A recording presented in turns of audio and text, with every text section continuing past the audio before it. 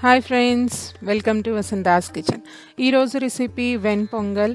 ఈ వెన్ పొంగల్ అనేది మనకి తమిళనాడు సైడ్ అన్ని టెంపుల్స్లో ప్రసాదంగా పెడతారండి. అక్కడ చాలా ఫేమస్ రెసిపీ ఇది. కొన్ని ప్లేసెస్లో దీన్ని కట్టె పొంగల్ అని కూడా అంటారు. మనకి తిరుపతిలో కూడా ప్రసాదంగా పెడతారు. ఈ వెన్ పొంగల్ అనేది చాలా టేస్టీగా ఉంటుందండి. ఈ ప్రసాదాన్ని మనం ఇంట్లోనే చాలా ఈజీగా చేసుకోవచ్చు. సో ముందుగా స్టవ్ ఆన్ చేసి కడాయి తీసుకొని 1 టేబుల్ స్పూన్ వరకు బటర్ లేదా నెయ్యిని యాడ్ చేయండి. ఆ తర్వాత అరకప్పు వరకు మనం ఇక్కడ పెసరపప్పుని యాడ్ చేస్తున్నాము. ఈ పెసరపప్పుని బాగా కడిగి యాడ్ చేయాలండి. దీన్ని లో మీడియం ఫ్లేమ్లో 2 నిమిషాల పాటు ఫ్రై చేసుకోవాలి.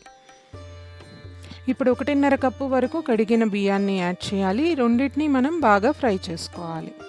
మంటని లో మీడియం ఫ్లేమ్లో పెట్టి 4 నుంచి 5 నిమిషాల వరకు బాగా ఫ్రై చేసుకోండి. ఇది మొత్తం ఫ్రై అయ్యాక దీన్ని తీసి పక్కన పెట్టుకోండి.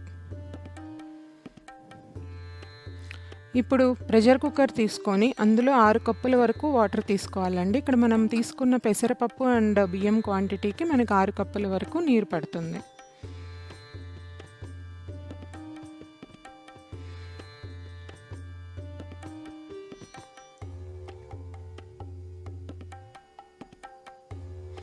ఆ తర్వాత ఇందులో 2 టీ స్పూన్స్ వరకు ఉప్పుని యాడ్ చేయాలి. ఒక 4 నుంచి 5 పచ్చిమిర్చిని యాడ్ చేసుకోండి. మీరు మంట ఎక్కువ వద్దనుకుంటే మీరు పచ్చిమిర్చిని ఇక్కడ స్కిప్ చేయొచ్చు.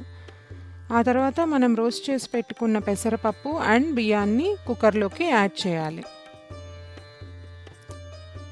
ఇక్కడ మీరు తీసుకున్న బియ్యం పెసరపప్పు క్వాంటిటీకి సరిపడా నీళ్ళు తీసుకోవాలండి. మీరు మెజర్మెంట్స్ని మార్చుకోవచ్చు మీరు తీసుకున్న క్వాంటిటీని బట్టి. దీన్ని ఒకసారి బాగా మిక్స్ చేశాక మనం కుక్కర్ మూత అనేది పెట్టి 5 నుంచి 6 విజిల్స్ వచ్చే వరకు దీన్ని కుక్ చేసుకోవాలి.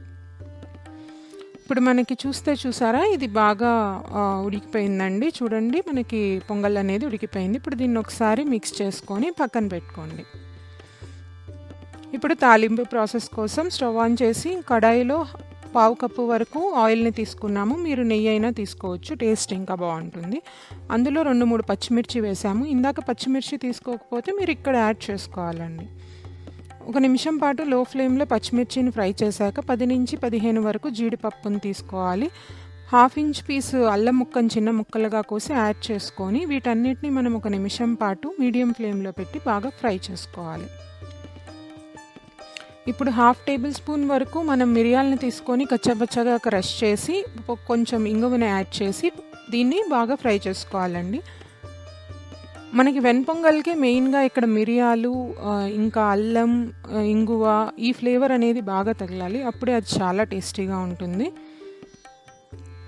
కొన్ని కరివేపాకుల్ని యాడ్ చేసుకోవాలి. ఇప్పుడు మనం ఉడికించి పెట్టుకున్న పెసరపప్పు అండ్ బియ్యం ఉంది కదండి, అన్నము, ఇది పొంగల్ని యాడ్ చేసుకొని దీన్ని బాగా మిక్స్ చేసుకోవాలి.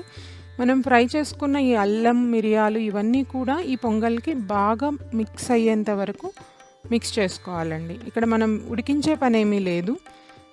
ఒకసారి మిక్స్ చేసుకొని అన్నీ బాగా కలిసాక ఫ్లేమ్ అనేది ఆఫ్ చేసుకోవాలి.